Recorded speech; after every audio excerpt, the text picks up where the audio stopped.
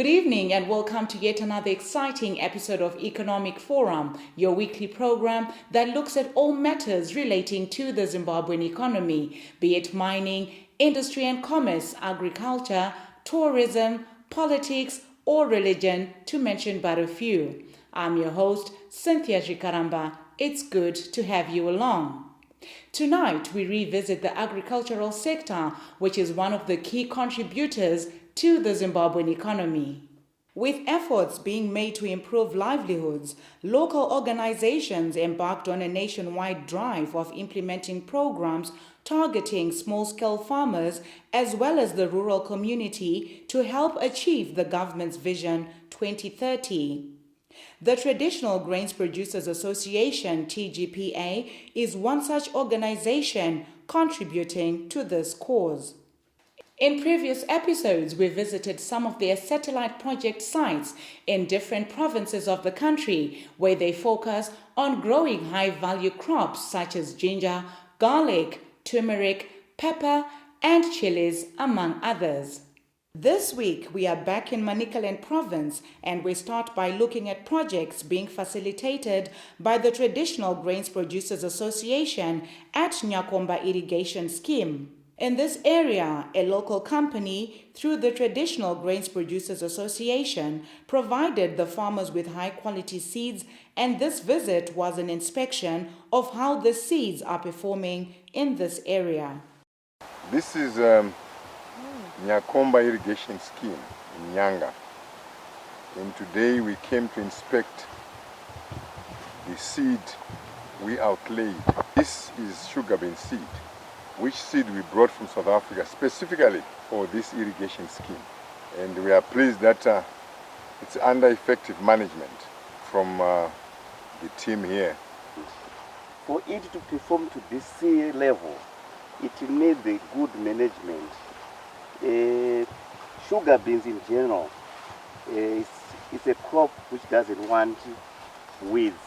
And at the same time, it needs good spacing. As far as you're looking at it, the spacing is around 15 by 10 centimeters, which gives it enough room for it to develop in terms of every nutrient supplied to it. We have grown this crop variety for the first time, but as I am looking at it, it performs very well.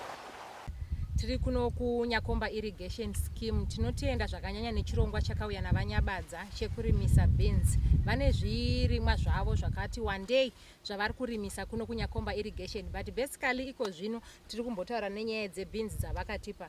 Beans dzavo dzakauya nenguva dzakanyanya, zvinova izvo zvatino encourage kuma contractors edu anouya achitibatsira muNYAKOMBA irrigation. Takadzidyara nenguva zvekuti first crop yedu yapadhuze nokuibva izvozvi tinotarisa kuti inokohwiwa muna June, end of June inenge yaakubva mumunda.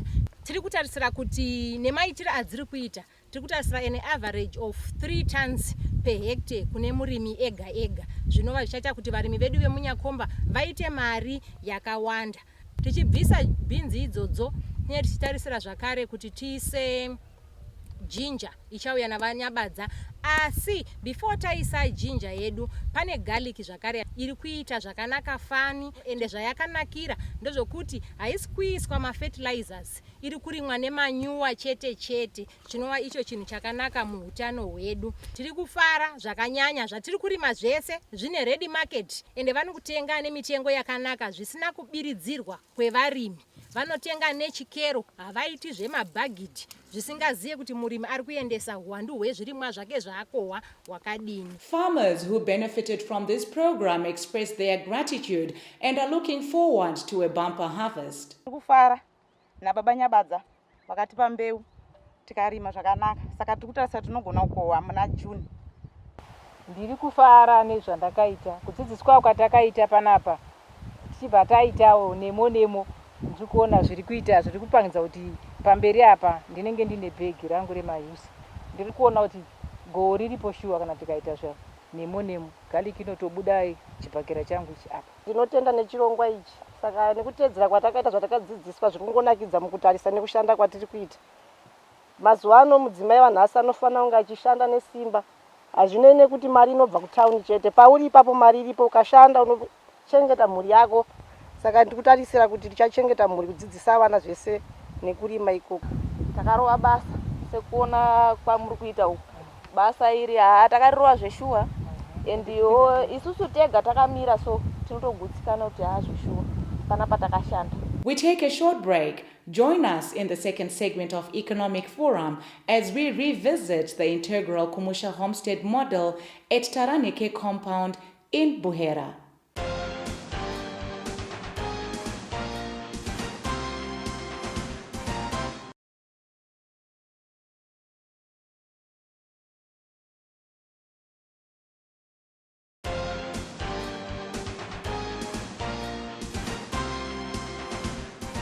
Welcome back. We are now in the second segment of Economic Forum, where we continue exploring the agricultural sector in Zimbabwe, in particular, the growth of high-value export crops. The Traditional Grains Producers Association revisited the Amaichimuti compound in BUHERA with the aim to educate people on the growing of these crops, as well as encouraging the Zimbabwean citizens to utilize land in their respective rural homesteads. Tauya panapa amanesha mwari pamsana peshungu dzekudzidza nekuti nyika yedu ibudirire munezo tinoita nevhu. Ivhu rakarwirwa nezuro iro munoziva kuti Zimbabwe is renowned for fighting for her major rights. One of them is retaining our land. Our task is to empower our people in their own surroundings. Wazhinji wedu wakatiza kundotsvaga minda, asi we left a heritage, upfumi wakanyanyisa kumamisha ikoko. Saka we are here to reinforce that. Mrs. Taranike, popularly known as Maichimuti, takes the team through some of the projects being carried out at the compound.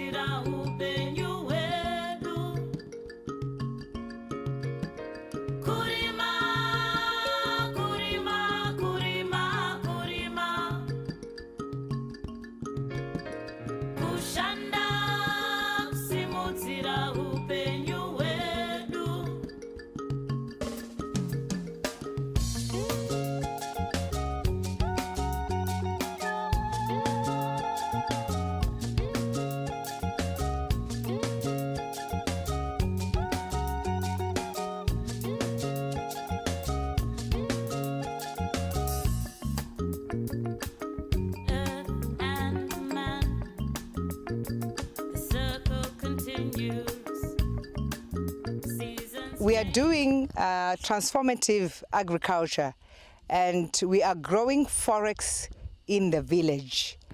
We are into various crops such as garlic, such as ginger, turmeric, and some chilies, and we are growing this for export market from the village.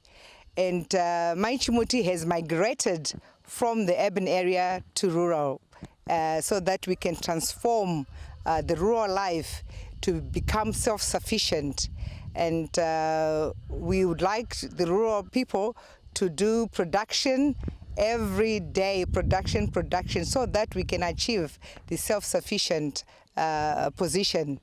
She also shared some basics on the growing and upkeep of ginger and garlic. Garlic order a lot of manure, on germination. Ginger is a summer crop, order a lot of water. It's a tuber, order a lot of manure. So the more water it gets, the more bigger it gets. So no much what it is and we didn't manure basa. But on planting, to ma farrows to isa manure mkati ma farrows.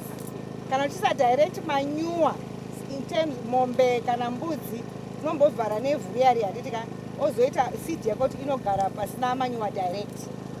And then it takes 6 to 8 months to harvest. So you are ready to harvest, but this is all seed. Munagarima 50 hectares dichmagi. Agonu bita half a marino blabara. You know one key issue to manage. And easy. Marketing in Yakatomil and Zuzu, it's it's a market-led crop. Saka isitoda kuti isusu pane matunhu madistricts eZimbabwe anorima fodya, anorima tea, anorima mabanana, anorimazve macadamia nuts. Mamwe madistrict kunyanya region 3, 4 and 5 wanga wasina chirimwa chakanyatsokusimba.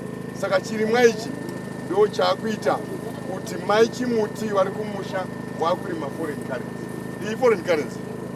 The use of organic fertilizers in growing these crops can never be overemphasized because of health beneficial factors and the demand on both the local and international markets.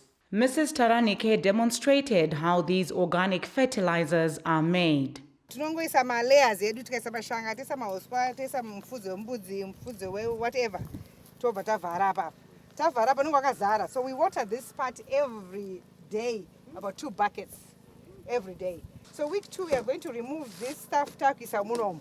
Saka unotoona kuti yadi yakuchinja, inogona kuchinja ichidzikira ichiorera nditika. This is week 2 and then the 3rd week takuisa futi izvi zvakumuvha apa takuzvisa kunomu. Murikuona zvakuorera. Saka mukati imomo mune mapipes arimo. As I water mumu anobuda mvura yacho ichipinda neumumu. And then munomu mune mapipes ari kubva kwako. Yatova poop tea ukaspray muriwo wako zviya zvinoruma nezvinodii zvinototiza because munhu wacho unenge wakatodii wakashata. Week 4 we are moving that stuff there. Week 5 takuya panapa. This is what it is now. Kana 5 weeks zakwana kana muchiri kupisa handibvise stuff yacho nokuti kuorera kuya kuchiri kuitika kusati kwapera. So it means everything hazvichamuvhi kusvika izvi zvakumuvha izvi. Saka zvakutonhora ndinozvimuvha ndozviisa patent zvakaita apapo. Ndazviisa pakati allow it to dry. Handiti ka yaita dry I'm going to use that sieve iri apa pere. It very smooth. That's the feed yandozoisa mu6. Mu6 mune ma-earthworms. Turikuisa about a kg. Tikaisa kg of earthworms handiti. Saka chinofanira kuzara kusvika panapa. Ndori maregulator nzara anobva enda pamusoro nokumaisa paside. Pasi pane earthworm excretion handiti. Ndo yava enriched, that soil yava enriched.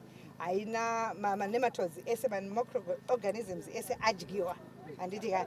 Saka ndinogona kunoisa munda mangu zvakanaka yatova vermicompost iyoyo. Ngatisenzei mutsakwani maona compost iri kugadzirwa apa. Torima zvinhu zvinonangana zvine utano kare.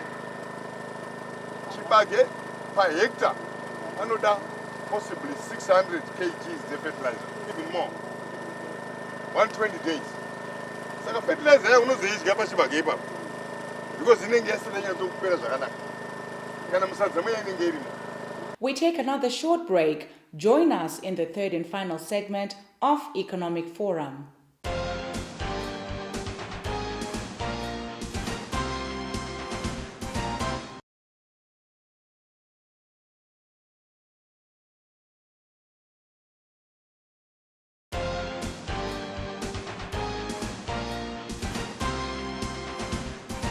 We are now in the 3rd and final segment of Economic Forum, and we are at Mai Chimuti's homestead in BUHERA, where a number of projects are being carried out to improve rural livelihoods, focusing mainly on women empowerment.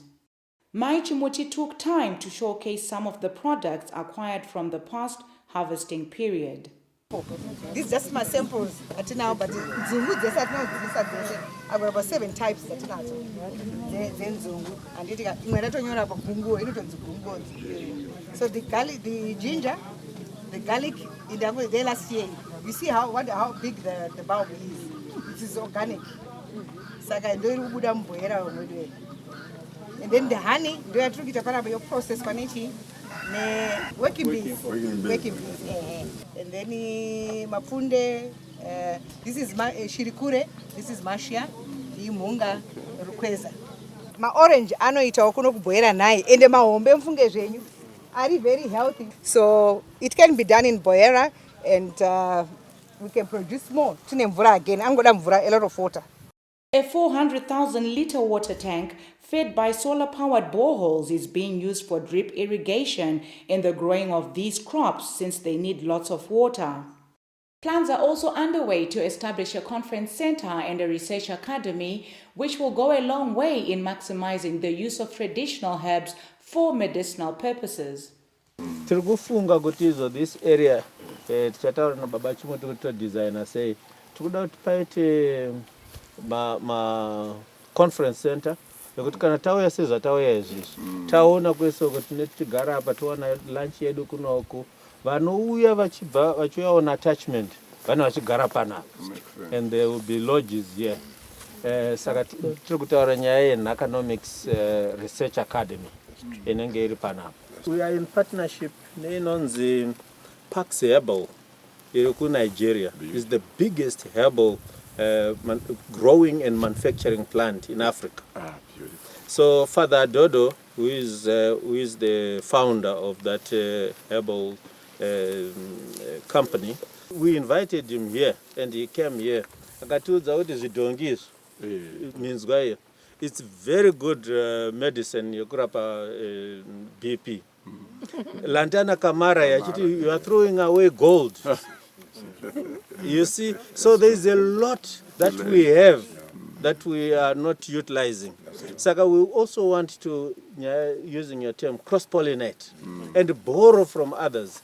Wana wedu wechikoro kunyanya ma university ndafara mshitara kuti muda kuwaka a lecture hall panapa. Yeah. A village lecture hall. Yekuti panapa pano uya pachidzidzwa, yes. Pano uya pachidzidzwa ndati tichada kuisa chigayo. Garlic inobva pano yagaiwa. Ginger inenge yagaiwa ndiyo inozogadzira mapiritsi kuHarare. Farmers and other stakeholders who were present at the event encouraged others to work hard in their respective communities to improve their livelihoods. Izvo hazvingouyi zvinotoburikidza nekushanda nesimba. Kana usina chipo chokushanda, kana deno kapuwa zvinhu zvese to your disposal, hapana chinobuda. Saka zvinongoda shungu. Naika. Ezvo mukatarisa munda wegarlic uyu. Weginger. Kana mozoona munhu akufamba achiti handifani kufika pasi, kaka nekuti akasenza. Saka ngatikope izvinhu izvi zvisakusha kwedu. Handika. Toda kutendai nekuti zvatadza panapa zvinhu zvakawandisa. Ndashaya kuti amai muno manager sei.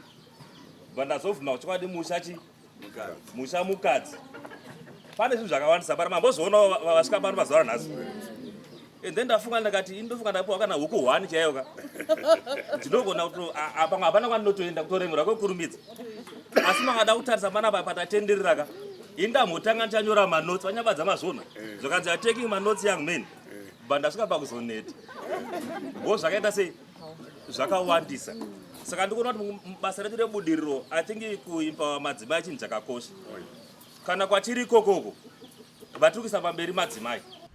I wanted to express my satisfaction on the project that we toured today. It is a holistic approach to community development, and this will definitely make our country improve and become food sufficient. If communities would emulate this, we are sure Zimbabwe would improve the general life of the people in the communal areas, and also the economic level and landscape of the country will improve. Likewise, in Gutsu Central constituency, we have embarked on growing garlic for the past 3 years, and this year we anticipate to harvest over 50 tons of garlic. I've learned a lot. This is amazing to note that on a small place like this, someone can do wonders like this. I'm inspired. Of late, I was doing things like tomatoes, onions, cabbages at our small-scale farm in Seke. But one day when we were watching television, I think it was around 8 p.m. in the evening, I saw Mr. Nyabadza and team. They were here in BUHERA, right at this farm. So I felt challenged. I said, I want to do this. I've been encouraged so much that since the start of this summer, I'm going to do 2,000 square meters of ginger, and I'm very encouraged by what I saw at this homestead, and I encourage other women who would like to venture into farming to try new things. Let us not dwell on the past. I'm just here to encourage what the smallholder farmers, particularly the women farmers, are doing. They are doing a sterling job as far as agriculture is concerned.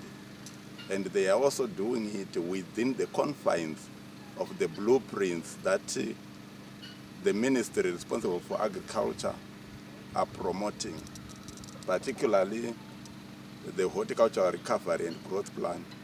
So my encouragement to them is that before you grow anything, what you need to understand is that for any quality produce, you need to start with quality seed. So seed is the beginning of everything. So as the department that is administering the Seed Act, to make sure that whatever that is being sown by our farmers is of high quality. We want to encourage our smallholder farmers, particularly our mothers, particularly the women farmers, to be involved even in seed production of whatever they are doing. We also want to inspire the future generations with this project so that they can love to transfer or to live in the rural areas. If we can do this, Cholosho can do this, Gogwe can do this, Bikita can do this, Muzalabani can do this, indeed, even Wange, which falls, Lupane can do also these things. This brings us to the end of this week's episode of Economic Forum. For your views and comments, do not hesitate to contact us on the details appearing on your screen. You can also contribute to our program through our various social media platforms at Economic Forum Zimbabwe. From me, Cynthia Jikaramba, and the crew behind the scenes, happy viewing.